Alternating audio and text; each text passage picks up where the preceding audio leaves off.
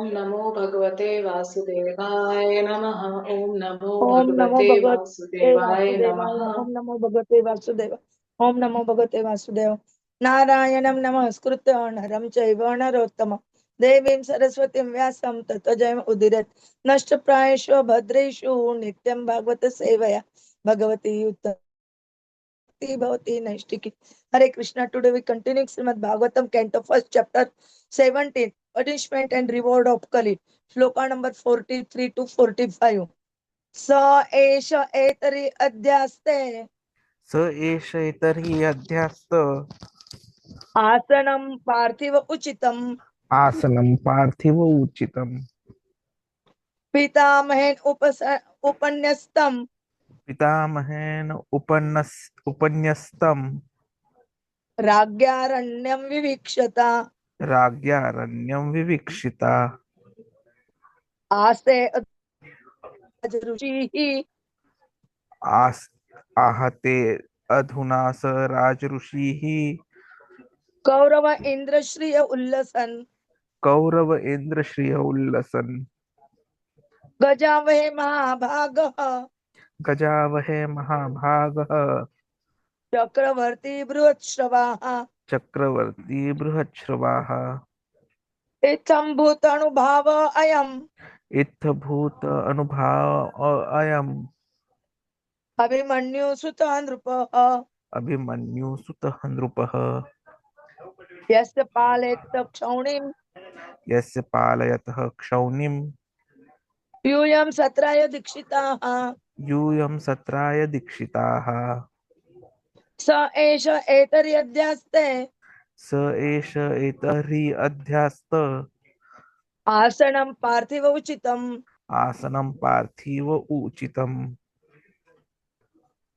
पितामहेन उपन्यस्तम् पितामहेन उपन्यस्तं राज्ञारण्यं विवीक्षता राज्ञा अरण्यं विवीक्षता आस्ते अधुना सह राजऋषिः आस्ते अधुना स राजऋषिः कौरव इन्द्रशिया उल्लसन् कौरव इन्द्रश्रियः उल्लसम् गजाभये महाभागः गजावहे महाभागः चक्रवर्ती बृहत्श्रवाः चक्रवर्ती बृहच्छ्रुवाः एतं भूतानुभव अयम् इत्थभूत अनुभूव अयम् अभिमन्युसुतः नृपः अभिमन्युसुतः नृपः यस्य पालयत क्षौणिम् यस्य पालयतः क्षौनिम् यूयं सत्राय दीक्षिताः यूयं सत्राय दीक्षिताः स एष एतर्यध्यास्ते आसनं पार्थिवोचितं पितामहेन उपन्यस्तं राज्ञा अरण्यं विवीक्षता आस्ते अधुना स राजऋषिः कौरव इन्द्रवश्री उल्लसन् गजावे महाभागः चक्रवर्ती बृहच्छ्रवा एतं भूतानुभव अयम् अभिमन्युसुतः नृपः यस्य पालयत क्षौणि यूयं सत्राय दीक्षिता। हरे स कृष्ण। एष एतर्हि अध्यास्त आसनं पार्थिव उचितं पितामहेणुपन्यस्तं राज्ञा अरण्यं विवीक्षता आस्ते अधुना स राजऋषिः कौरव इन्द्रश्रियः उल्लसन् गज आहवहे महाभाग चक्रवर्ती बृहच्छ्रुवा इत्थ भूतान् अनुभावः अयम् अभिमन्युसुतः नृपः यस्य पालयतः क्षौनिम् यूयं सत्राय दीक्षिताः। Translation and purport by the Srila Prabhupada, Jagat Guru Srila Prabhupada ki jai. The most fortunate Emperor Mahārāja Parīkṣit, who was entrusted with the kingdom of Hastināpura by Mahārāja Yudhiṣṭhira when he desired to retire to the forest, is now ruling the world with great success due to his being glorified by the deeds of the king of the Kuru dynasty. Maharaj Parīkṣit, the son of Abhimanyu, is so experienced that by dint of his expert administration and patronage, it has been possible for you to perform a sacrifice such as this. Om Agyanati Mirandasya. तदस्य Yeah, I'm sorry. Purport by the Srila Prabhupada, Jagat Guru Srila Prabhupada ki jai. The prolonged sacrificial ceremonies undertaken by the sages of Naimiṣāraṇya were begun shortly after the demise of Mahārāja Parīkṣit. The sacrifice was to continue for 1000 years, and it is understood that in the beginning, some of the contemporaries of Baladeva, the elder brother of Lord Kṛṣṇa, also visited the sacrificial place. According to some authorities, the present tense is also used to indicate the nearest margin of time from the past. In that sense, the present tense is applied to the reign of Mahārāja Parīkṣit here. For a continuous fact, also present tense can be used. The principles of Mahārāja Parīkṣit can be still continued, and human society can still be improved if there is determination by the authorities. We can still purge out from the state all the activities of immorality introduced by the personality of Kali. If we are determined to take action like Maharaj Parīkṣit, he allotted some place of Kali. But in fact, Kali could not find such places in the world at all because Maharaj Parīkṣit was strictly vigilant to see that there were no places for gambling, drinking, prostitution, and animal slaughter. Modern administrators want to banish corruption from the state, but fools as they do not know how to do it. They want to issue license for gambling houses, wine and other intoxication drugs houses, brothels, hotel prostitution, and cinema houses, and falsity in every dealing. Even in their own, they want at the same time to drive out corruption from the state. They want the kingdom of God without God consciousness. How can it be possible to adjust to contradictory matters? If we want to drive out corruption from the state, we must first be all organized society to accept the principles of religion, namely austerity, cleanliness, mercy, and truthfulness. And to make the condition favorable, we must close all places of gambling, drinking, prostitution, and falsity. These are some of the practical lessons from the pages of Srimad Bhagavatam. The Brahmanas and the Sannyasis are expert in the spiritual advancement of society, whereas the Kshatriyas are the administrators are expert in the material peace and the prosperity of human society. Both of them are the pillars of all happiness, and therefore they are meant for full cooperation for common welfare. Maharaj Parīkṣit was experienced enough to drive away Kali from his field of activities and thereby make the state receptive to spiritual enlightenment. If the common people are not receptive, it is very difficult to impress upon the intensity of spiritual enlightenment. Austerity, cleanliness, mercy, and truthfulness, the basic principles of religion, prepare the ground for the reception of advancement in spiritual knowledge. And Maharaj Parīkṣit made this favorable condition possible. Thus, the rishis of Naimiṣāraṇya were able to perform the sacrifices for thousands years. In other words, without state support, no doctrine of philosophy or religious principle can progressively advance. There should be complete cooperation between the Brahmanas and Kshatriyas for this common good. Even of Maharaj Ashoka, the same spirit was prevailing. Lord Buddha was sufficiently supported by Lord King, and thus his particular cult of knowledge was spread all over the world. Thus, and the Bhakti Vedanta purpose of the first 10 to 17th chapter of Srimad Bhagavatam entitled Punishment and Reward of Kali.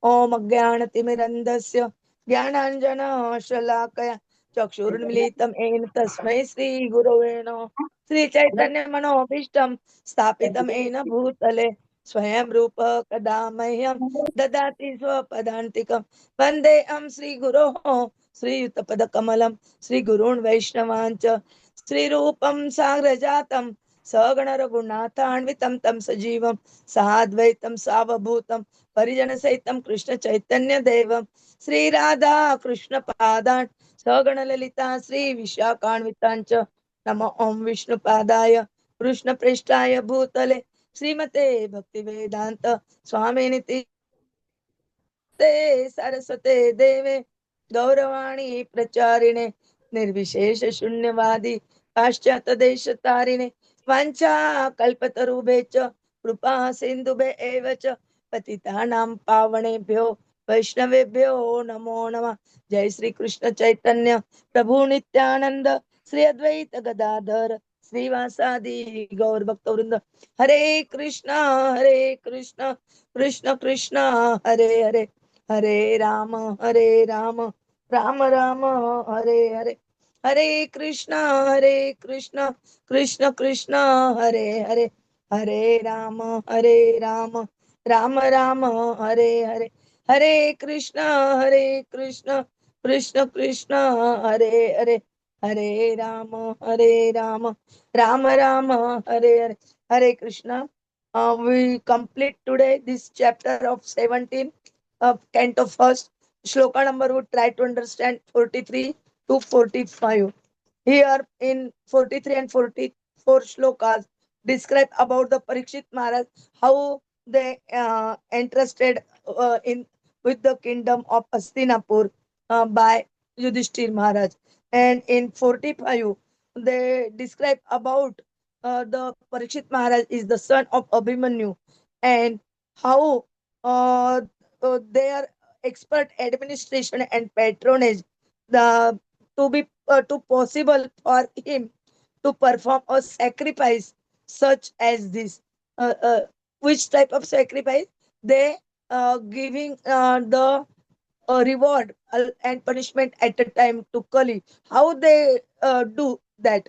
That given here, they giving 4 places to Kali and 5th in the golden. Every administrator nowadays also, every administrator, if realize this importance and he try um, to do like this as Parīkṣit Maharaj done, then every state, every country will be in happiness.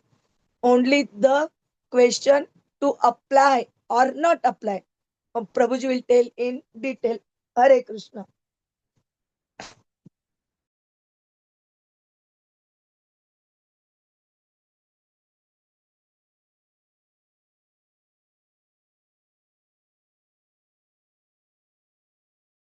Hare Krishna to everyone. Hare Krishna, Hare Krishna. Krishna Krishna, Hare Hare. Hare Ram, Hare Ram, Ram Ram, Hare Hare. So here Sud Goswami ji is now explaining everything, how Maharaj Parīkṣit is a very fortunate emperor. He starts off by telling that Maharaj Parīkṣit is a fortunate emperor. So the question obviously would come from anyone, why is he called as a fortunate emperor? Why is he considered so much fortunate? So we'll be discussing about it, because that fortunate word does not come in the word to word synonyms, but then it comes in the second part of the shloka, Mahabhagah. So why he is Mahabhagah? Not only Bhaga, he is Mahabhagah, and why he became Brahat Shravaha. So those two parts come in this question. Then Sud Goswami further says that he was entrusted the kingdom of Hastināpura by Mahārāja Yudhiṣṭhira because he desired to retire to the forest. So what are the learnings from this? After getting the kingdom, he ruled the world successfully. Why? Because he was glorified by the deeds of the kings of the Kuru dynasty. So there's a whole parampara which he was following. So he became successful.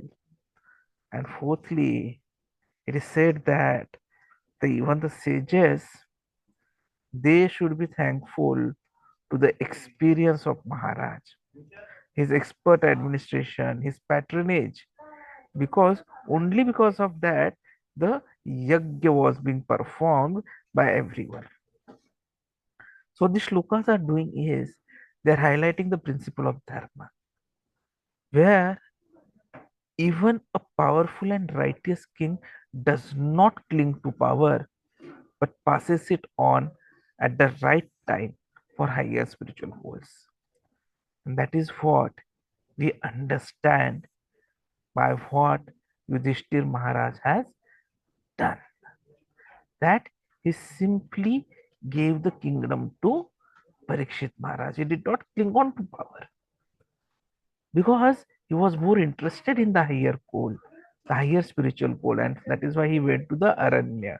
Radhnya Aranyam, the word comes there.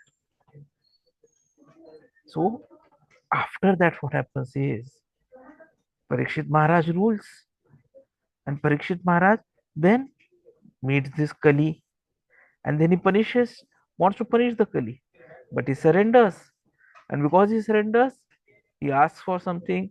Kali says, "Okay, take." And then, as Mataji said, he wants something more, so he was also given gold as a place of residence.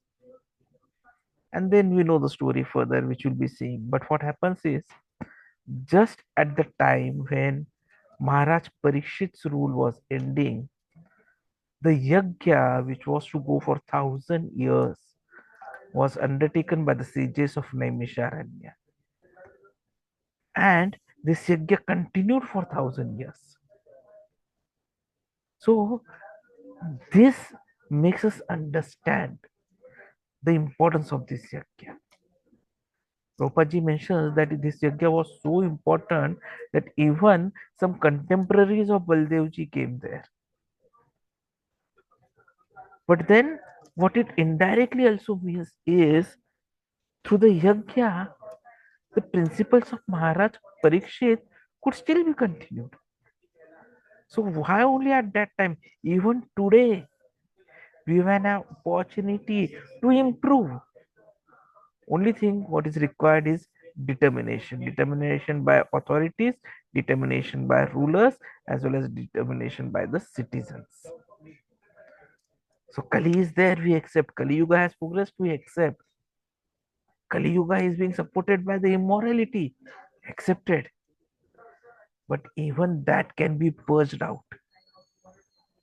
What is required is determined action, just like Maharaj Parīkṣit. Maharaj Parīkṣit allotted only limited places. And that too, he ensured that such place would never be found under his kingdom. So there was no gambling, no drinking, no prostitution, no animal slaughters. So Kali was, oh, what do I do? Where do I live? So similarly, if today we want to remove the effect of Kali, what is required is we should understand what is required to be done. Not that you do some andolan against some government, Bhrashtachar Virodhi Andolan. You come to power and then you continue the same old thing. No. They will fail because they don't understand. Though they want to banish corruption from state, they are fools. Because instead of doing what is required, what they are doing is they are issuing licenses for liquor policies, gambling houses, intoxicating drug houses, brothels, hotels, prostitutions, cinema houses, and they are falsifying in every dealing. And still they expect that there will not be any corruption in the state. It's like expecting to have a Krishna conscious kingdom without believing Krishna. It is not possible. You cannot have kingdom of God without God consciousness because both are contradictory matters.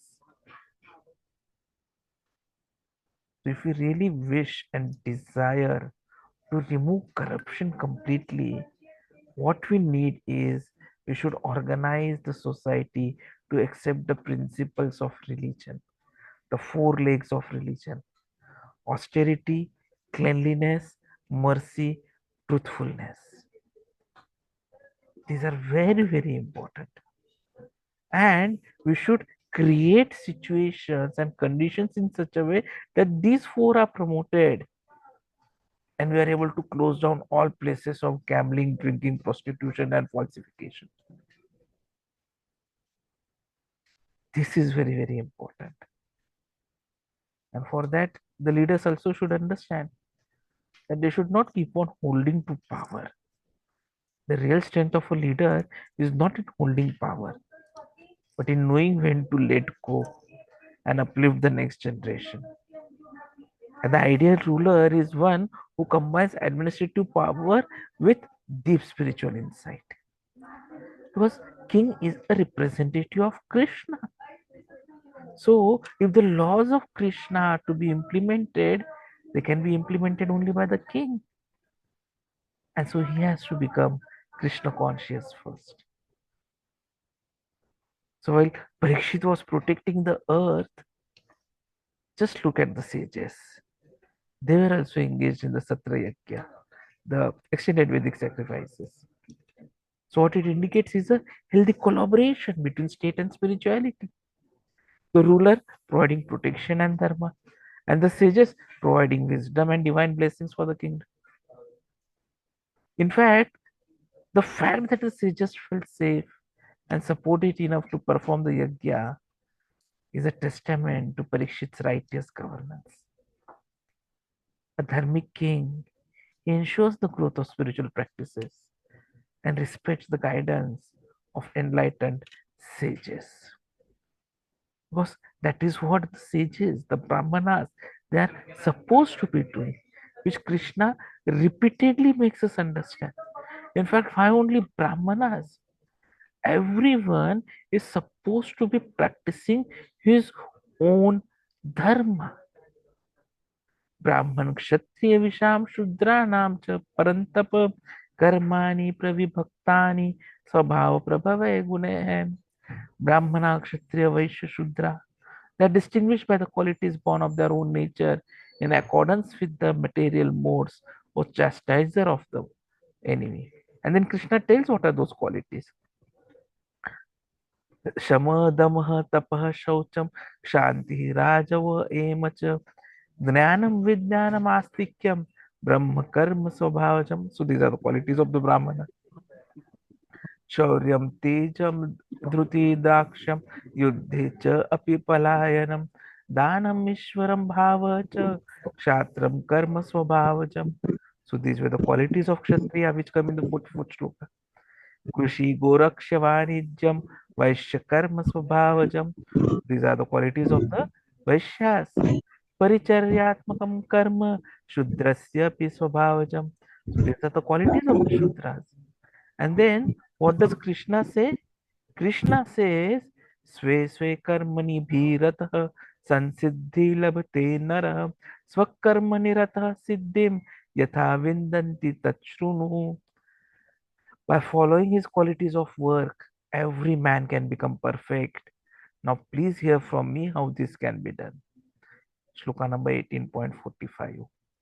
And then in the 46th shloka, Krishna says, Yatah pravrutti bhutanam yena sarvam idam tatam swakarmanatam abhicharya siddhim vindanti manava. By worship of the Lord, who is the source of all beings and who is all pervading, a man can attain perfection through performing his own work, swabhava, swakarma, not others' work, because Krishna clarifies that again in 47. Shreyan swadharma viguna paradharma swanushtitat swabhavaniyatam karma kurvan apnoti kilbisham. It is better to engage in one's occupation, even though women may perform it imperfectly, than to accept another's occupation and perform it perfectly. Duties prescribed according to one's nature are never affected by sinful reactions. सहजं कर्म कौन्तेय सदोषम् अपि न तेजेत सवरम्भा हि दोषेण धूमेन अग्निः वृत्ताः.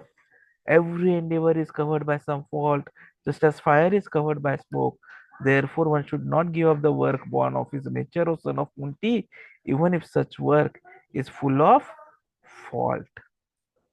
So Krishna is so much very clear that we should be doing the work that is of our nature.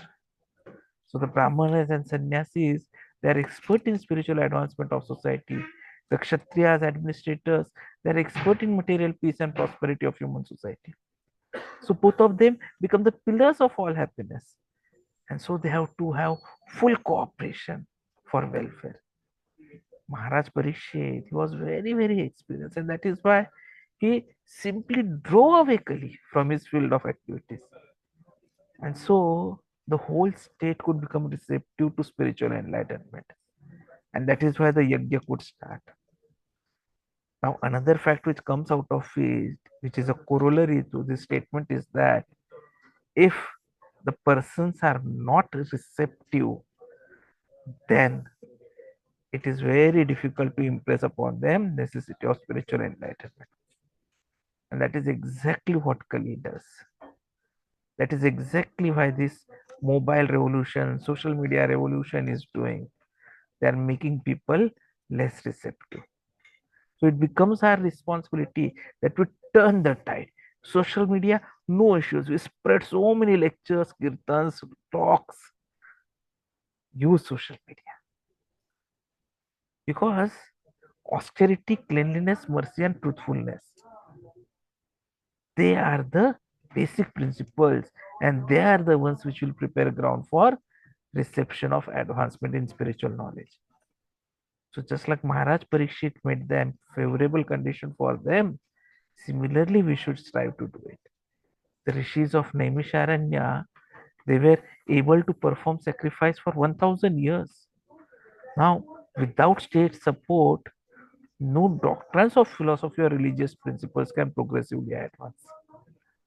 So, complete cooperation is very, very important. Prabhupada gives example of even King Ashok, wherein he had the same spirit, and so he supported Lord Buddha. And that is why the Buddhism, the cult of knowledge, was spread all over the world. So this complete cooperation is very, very important. So these verses are significant from, I'll say, 4 aspects. First, it highlights the importance of dharma in governance. Parikshit's example shows political leadership, when aligned with dharma, can create society that thrives spiritually and materially. Second is spiritual succession. There has to be peaceful transition of power, and that will reflect the Vedic ethos of preparing successors who are capable, not attached. Third is role of a king in Kali Yuga. So though Kali Yuga has begun, a righteous king like Parikshit can delay the full influence of Kali. And fourth is unity of state and sages. Spiritual upliftment is possible when the ruler upholds dharma and supports the learned brahmanas and sages. And that is why you will see that even Srila Prabhupada, he wrote so many letters to Mahatma Gandhi, to then Prime Minister Jawaharlal Nehru, so many people asking them to spread Krishna consciousness. So what these shlokas have done is they are making us understand how Parikshit Maharaj is glorified not as a political figure, but as a beacon of dharma and spiritual responsibility. His life, rulership, it is a benchmark for all future leaders to follow, be it in political space, corporate sector, social sector, or in your personal family lives. So leaders, citizens, they can draw inspiration from Parikshit Maharaj governance model, wherein one harmonizes power, compassion, and devotion all together. And when all of these come together, then there is nothing to worry. There will only be bliss because everyone will be happily chanting Hare Krishna, Krishna Krishna, Hare Hare, Hare Ram, Ram Ram, Hare Hare. And we'll get the benefits of the Sankirtan Yajna, which is the Yuga Dharma of this Kali Yuga. So Lord Chaitanya Mahaprabhu personally came. He gave his. Still Prabhupada carried it forward. Guru Maharaj is carrying it forward. We are also supposed to carry it forward and spread this to each and every place wherever we can, through book distribution, through social media posts, through classes, through bhajans, through kirtans, through prasad distribution, and especially through chanting sessions. Thank you very much. Hare Krishna. Vancha kalpatarubhescha kripa sindhu